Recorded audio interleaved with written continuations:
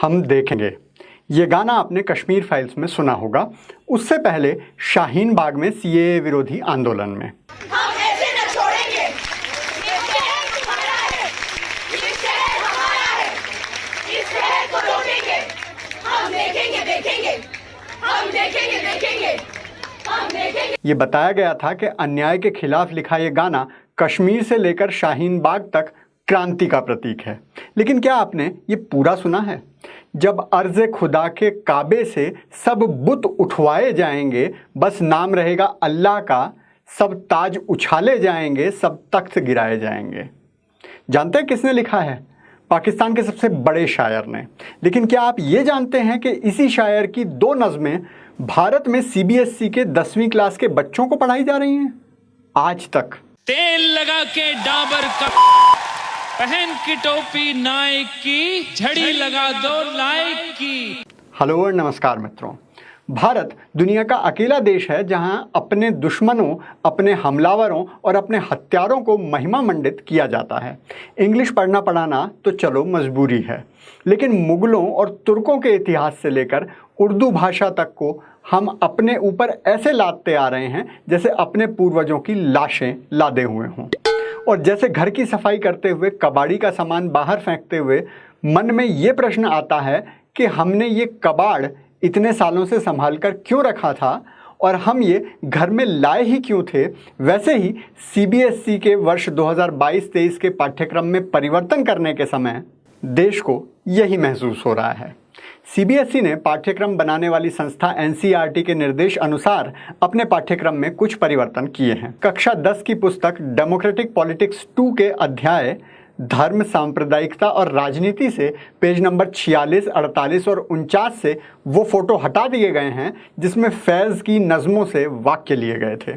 खुशी की बात है, लेकिन आश्चर्य की बात यह भी है कि आज़ादी के 75 साल बाद भी एक पाकिस्तानी के ये वाक्य भारत की स्कूल की पुस्तक में कर क्या रहे थे? महाकवि कालिदास, आचार्य चाणक्य, महात्मा विदुर, संत तिरुवल्लुवर, राष्ट्रकवि दिनकर और मैथिली शरण गुप्त के देश में आपको विदेश से इंपोर्ट करके कवि लाने पड़ रहे हैं, तो लानत है आप पर। और देश भी पाकिस्तान, और कोई नहीं मिला। ऐसी क्या मजबूरी थी, या कहें ऐसी क्या गुलामी थी?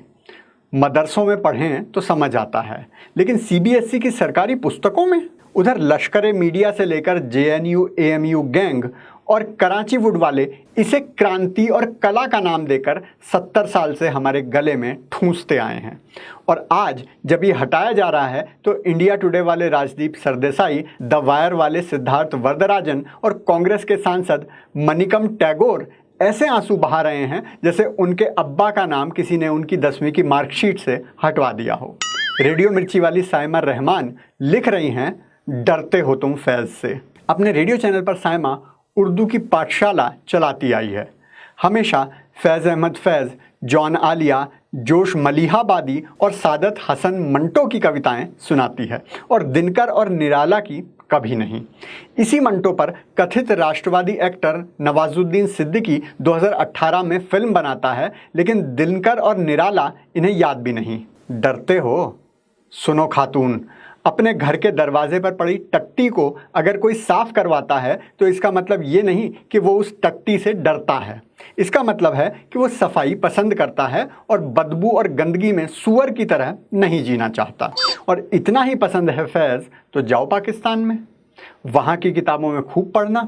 तुम्हारे अब्बा की ट्रेन 1947 में छूट गई थी, तो अब तो मौका है ना तुम्हारे पास। खैर, अभी तो इन्हें और जलील होना है।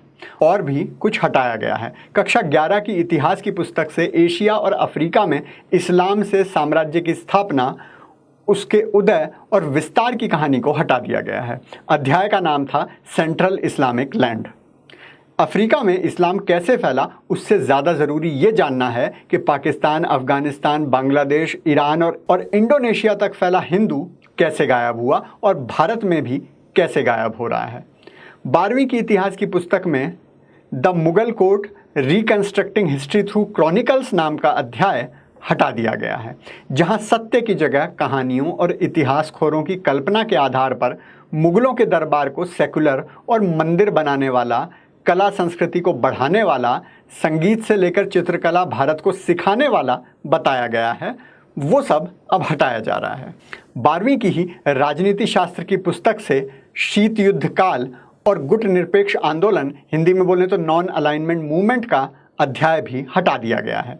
कोई ज़रूरी थोड़ी है कि चचा नेहरू की फ्लॉप नीतियां और गलतियां ज़बरदस्ती पढ़ते रहें। ये परिवर्तन जो हुए हैं बहुत देर से हुए हैं, बहुत थोड़े हुए हैं, लेकिन चलिए देर आए दुरुस्त आए। 8 साल लग गए भगवान के द्वार पर लगी दीमक हटाने में, भवन के द्वार पर लगी दीमक हटाने में। अभी बहुत कुछ बदलना है, लेकिन शुरुआत अच्छी है और इससे सेकुलर कीड़ों को मिर्ची भी लगी है। बाकी जो कह रहे हैं हम देखेंगे, कब देखोगे बे? बाबा का आज का ब्रह्म ज्ञान है इतिहास खोरों के नाम। इस सड़ी हुई शिक्षा व्यवस्था का ही असर है कि स्टूडेंट्स तो स्टूडेंट्स, टीचर भी मानसिक विकृति वाले निकल रहे हैं। अब वो खुद ऐसा कबाड़ पढ़े हैं तो बच्चों को तो क्या ही पढ़ाएंगे। अब देखिए पंजाब की लवली प्रोफेशनल यूनिवर्सिटी की गुरसंत प्रीत कौर बच्चों को भगवान राम और रावण के विषय में क्या पढ़ा रही थी। So what is good in evil?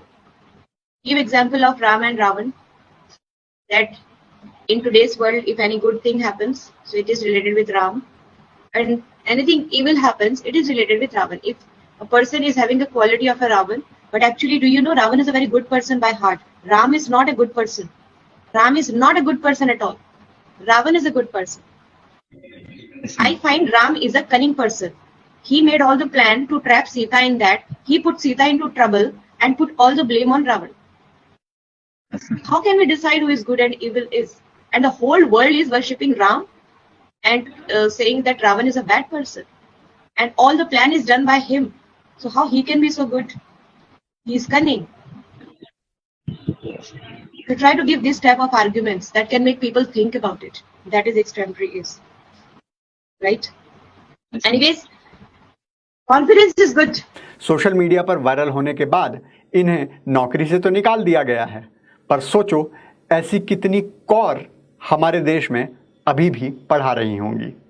अगर आप भी शिक्षा तंत्र की पूरी सफाई देखना चाहते हैं तो कृपया वीडियो को शेयर और कमेंट ज़रूर करें, क्योंकि खुशियां बांटने से बढ़ती हैं।